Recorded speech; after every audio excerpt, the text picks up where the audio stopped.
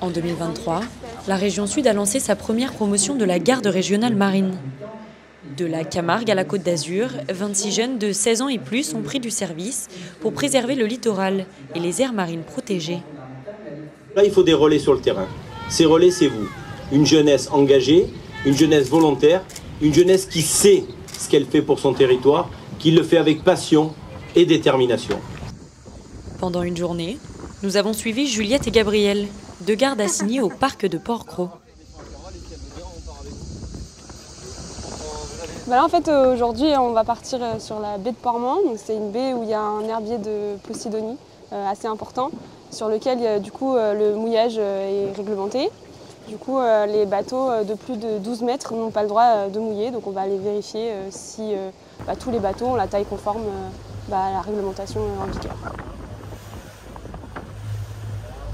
Lever l'ancre et d'aller sur les zones prévues à cet effet. Donc, quelles sont les zones pour les bateaux de 15 mètres? entre Port-Cros et Bagot, vous avez les grandes unités, les grandes bouées, où vous pouvez mettre votre bateau de 15 mètres.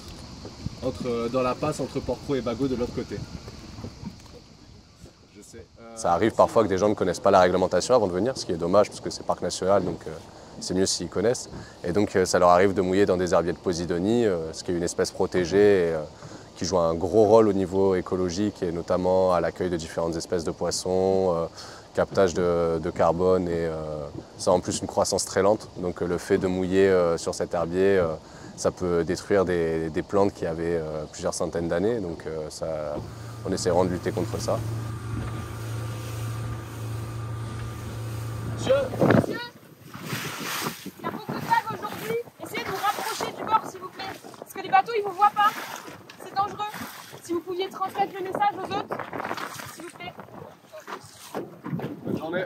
Alors les principales missions, c'est avant tout faire des tours de l'île pour voir si la réglementation du parc national est bien respectée par les différents usagers. Tout d'abord, vérifier que la vitesse est respectée aux alentours, donc dans la bande des 300 mètres et des 600 mètres.